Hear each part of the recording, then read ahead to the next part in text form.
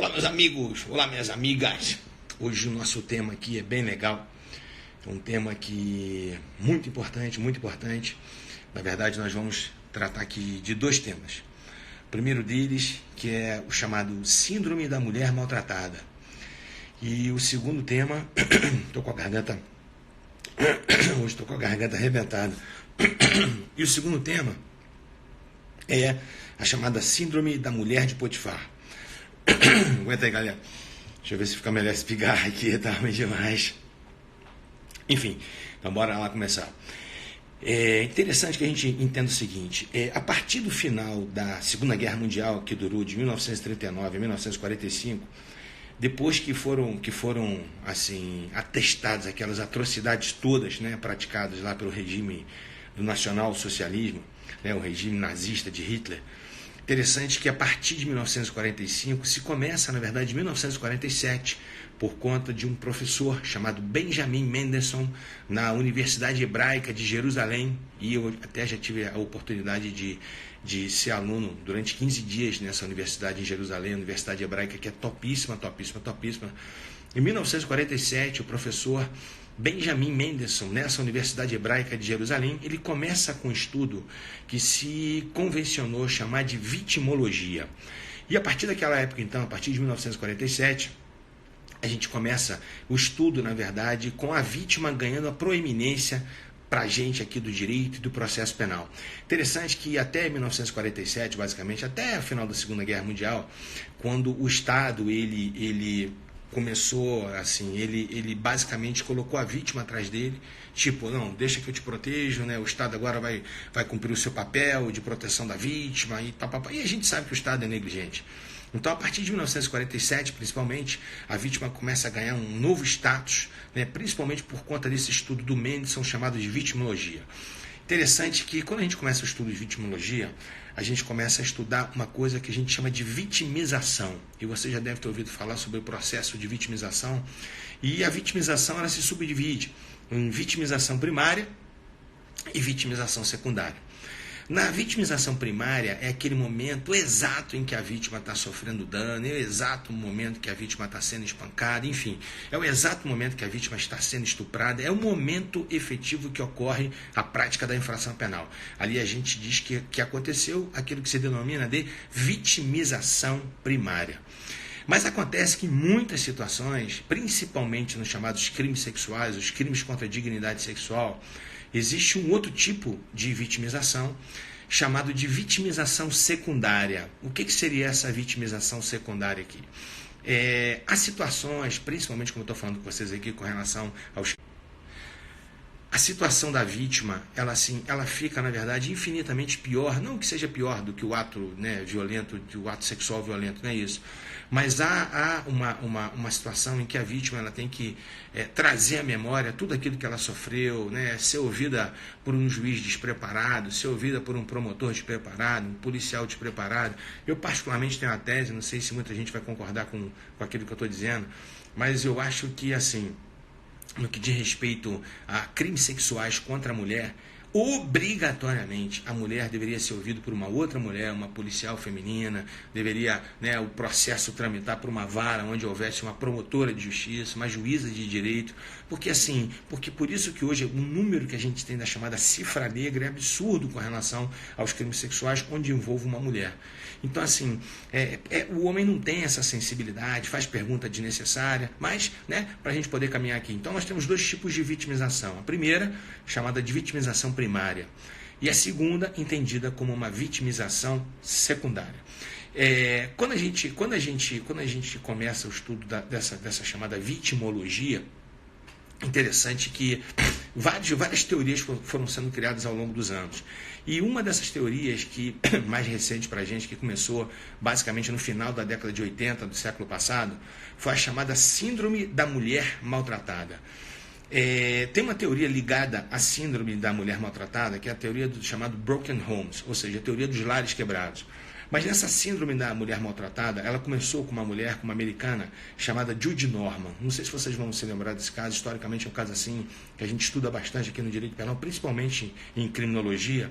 A Judy Norman, ela foi ser viciada pelo marido dela por mais de 20 anos. Ela era, basicamente todos os dias, né, durante esses 20 anos, o marido a espancava, o marido a estuprava, assim, forçava a Judy Norman a se prostituir. Enfim, ao final de 20 anos, essa mulher não suportando mais as sevícias que ela sofria pelo marido. O marido estava dormindo, ela tinha comprado uma pistola. Quando o marido dormiu, ela foi, pegou a pistola, colocou na nuca do marido e, pô, efetuou um disparo.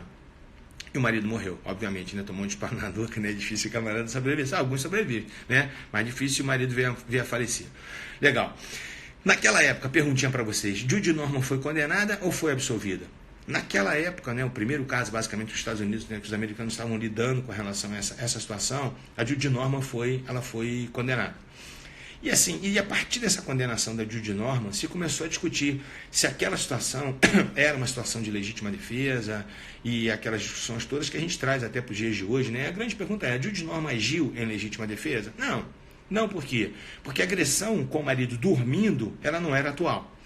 A agressão com o marido dormindo, ela não era iminente. Então, a agressão, a gente pode raciocinar que ali seria uma agressão futura. E para agressões futuras, não cabe legítima defesa. A Judy Norman teria algum tipo de defesa? Claro que sim. Embora a gente não pudesse falar ali de legítima defesa, a gente estaria aqui, né, numa situação tranquila, facílima de defender, que é a da inexigibilidade de conduta diversa. Embora fosse mantida a ilicitude, a gente afastaria a culpabilidade pela inexigibilidade de conduta diversa e ela teria que ter sido absolvida. E ela foi condenada. Pouco tempo depois, uma outra mulher chamada Lorena Bobbitt, e esse caso aí também rodou o mundo inteiro, o marido fazia a mesma coisa que o marido da Judy Norman fazia com ela. Ela se viciava, ou forçava a prostituir, a espancava, aquela coisa toda, o cara chegava todo dia chapado em casa. Um dia, o marido, quando dormiu, ela não suportando mais aquela situação, ela, ao invés de matar o marido, ela foi, seccionou o pênis do marido, cortou o pênis do marido fora. O marido não morreu e futuramente esse camarada veio a fazer um implante do pênis, conseguiu recuperar, vamos dizer dessa forma. E no caso da Judy Norman, da Lorena Bobbitt, ao contrário do que aconteceu com a Judy Norman, a Lorena Bobbitt ela foi absolvida, ou seja, já se começou a entender a chamada síndrome da mulher maltratada. Por mais que a gente escute uma bobajada aí, por mais que a gente tenha umas feministas falando aí o contrário, a mulher é diferente do homem. E é legal que aconteça assim. Isso é importante, é bom, é bacana. Claro que a gente tem que ser iguais em direitos, né, em obrigações, mas a gente é diferente, fisicamente a gente é diferente, a nossa complexão física é diferente. É claro que tem mulher que é muito forte.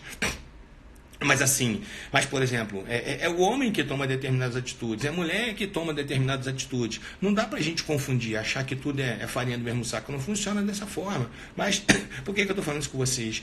Porque assim, a gente começa a criar teorias que tem essa obrigação de proteger a mulher. Por exemplo, a gente criou, né, em 2006, né, surgiu a Lei Maria da Penha. E com razão. Eu fiz o meu doutorado na Espanha, eu fiz em 2005. Em 2004, na Espanha, surgiu a chamada Lei de Violência de Gênero. E a nossa lei surgiu 2 anos depois, aproximadamente, né, copiando muita coisa da Lei de Violência de Gênero espanhola. A mulher precisa de uma proteção especial, sim. Não adianta você dizer que não. Tanto é que na Europa, para que vocês tenham uma ideia, as mulheres hoje na Europa se discute, né, teoricamente falando, se uma mulher mata um homem, o marido, o amante, né, o namorado, mata essa pessoa pelas costas, se essa mulher seria passível de ser responsabilizada pelo crime de homicídio qualificado pela traição. Por quê? Algumas pessoas entendem que não, porque seria a única forma dela conseguir o resultado de morte é esse. Porque se fosse frente a frente, ela jamais conseguiria, porque, via de regra, o homem é mais forte que a mulher. Então, a partir da década de 80, do final da década de 80 do século passado, se começa a se discutir essa chamada síndrome da mulher maltratada. E a mulher merece uma proteção diferente. Não adianta aí essa cachorrada, esse monte de cachorro, esses homens todos aí, falar que, cadê a lei de João da Penha? Deixa de ser trouxa, porra, a lei de João da Penha. Pode ser que um camarada ou outro, ele tome um couro de uma mulher, mas essa não é a regra, porra. Entendeu? Então, enfim, essa é a síndrome da mulher maltratada. E a segunda que a gente vai fechar hoje, e é uma teoria assim, bem interessante, foi muito discutida por conta do Neymar, é a chamada síndrome da mulher de Potifar. Não sei se vocês já leram a Bíblia, mas é interessante, essa síndrome é uma síndrome que está na Bíblia, ela foi extraída, na verdade, da Bíblia. José era o 11º filho de Jacó. Jacó tinha 12 filhos e Jacó tinha tinha muita predileção por José. E quem tem família com muitos irmãos, muitas coisas, sabe, se você tiver predileção por um, dá problema demais. E muitas vezes você demonstra que gosta mais de um, não gosta de outro, enfim, na verdade, né, os pais gostam de todo mundo. Às vezes, muitas vezes são os filhos assim que acham, né, que fica com aquela implicânciazinha natural, é bom, se não for exagerado, faz parte. Mas enfim, Jacó tinha realmente essa tendência por José. E gostava muito da mãe de José, né? Jacó teve várias esposas, mas ele gostava mais, ao que parece, da mãe de José. Enfim, os irmãos tinham um ciúme violento de José. José é um camarada sério, um camarada honesto. E uma vez os irmãos foram pastorear e o pai de José, Jacó, fala assim: José, vai ver como é que seus irmãos estão, tal, aquela coisa toda, me traz notícia aqui de seus irmãos. E José realmente trazia. E por conta disso, ele era tido pelos irmãos como fofoqueiro. E aí, quando ele encontra os irmãos, ele pergunta, né, alegre, né, por rever os irmãos, então, de cara, os irmãos já resolvem de cara matar José. O irmão mais velho, Rubem, tira isso da cabeça dos outros e fala: porra, aqui matar o quê, rapaz, vocês estão doidos, é nosso irmão. Rubem sai de perto, né, do grupo, onde estavam os outros irmãos, e o que o grupo faz? Resolve jogar José num poço seco, um poço sem água. Rubem estava afastado, José ficou naquele poço seco. Passa uma caravana indo para o Egito. E aí os irmãos resolvem vender José para essa caravana. Olha que doideira, olha que ponto que os caras chegaram. Venderam José para essa caravana. Depois simularam a morte de José para o pai, né? Pegaram uma ovelha, sacrificaram a ovelha, sujaram um manto que José tinha, que o pai tinha dado para ele, era um manto diferente, era uma roupa diferente. Isso até tinha despertado a inveja, uma ciumeira violenta nos irmãos por conta disso. Eles apresentam aquela roupa rasgada, né? Suja de sangue, simulando, né, que efetivamente José tinha sido morto aí por um leão, alguma fera assim. Mas enfim, José vai para o Egito. Chegando no Egito, ele é vendido por um comandante da guarda do faraó chamado Potifar. E ele assim, demonstra ser um camarada excepcional. E ele começa a ser o braço direito de Potifar. E Potifar entrega basicamente a administração da casa dele inteira a José. E José virou o braço direito de Potifar. Só que a Bíblia fala, inclusive, que José é um camarada boa-pinta, um camarada fortão, sei lá o quê. E a mulher de Potifar começa a dar mole para José, começa a querer pegar José de qualquer jeito. José, não, sai fora, sai fora, sai fora, sai fora. Um dia, ele está limpando os aposentos, né, do casal, e essa mulher entra em conta com José lá. E ela quer pegar José de todo jeito, de todo jeito. E José vai sair fora, quando ele sai fora, ela pega, coloca a mão no manto de José, rasga a roupa de José, e ela ficou tão irritada com aquele que José rejeitou, essa mulher, que ela começa a gritar, se dizendo vítima de estupro. José é preso, é jogado no calabouço. E engraçado, quero que vocês entendam o seguinte, que naquela época no Egito, o estupro era punido com pena de morte. E a execução acontecia em 1, 2, 3 dias, uma semana no máximo. E engraçado que José não foi executado, José não foi morto. Sabe por que José não foi morto? Por uma coisa que é o seguinte, José não foi morto pelo seguinte, porque Potifar sabia quem era a mulher dele. E sabia quem era José. E aí que vocês têm que começar a entender como é que funciona essa síndrome. Por que é chamada de síndrome da mulher de Potifar? Eu que fui promotor de justiça durante muitos anos e trabalhei a minha vida inteira no crime, e assim, quantas vezes eu peguei casos de estupro, né? E assim, é muito difícil você analisar um caso de estupro, porque muitas vezes você tem a palavra do réu e a palavra da vítima. E aí eu te pergunto, eu tenho só a palavra do réu contra só a palavra da vítima. Como é que eu condeno um camarada nessas situações? Cadê o princípio do indúbio pro réu numa situação dessa? A gente condena ou a gente absolve por conta dessa síndrome chamada de síndrome da mulher de Potifar. É por isso que eu condeno e é por isso que eu absolvo. E essa síndrome diz respeito ao seguinte, ela gira em torno daquilo que a gente chama de verossimilhança da palavra da vítima. Se a palavra da vítima for verossímil, se a palavra da vítima tiver credibilidade, o camarada vai ser condenado. Se a palavra da vítima não tiver credibilidade, o sujeito vai ser absolvido. Eu não quero julgar ninguém, não atuei em processo, não vi inquérito, não vi nada. Mas assim, isso que aconteceu, por exemplo, recentemente com o Neymar, ao que parece, foi aplicada a síndrome da mulher de Potifar. Então, por que foi aplicada a síndrome da mulher de Potifar? Ao que parece, a palavra dessa menina perdeu a credibilidade. Eu não estou julgando essa menina. Eu não sei se realmente aconteceu, eu não sei se realmente foi aquilo, né?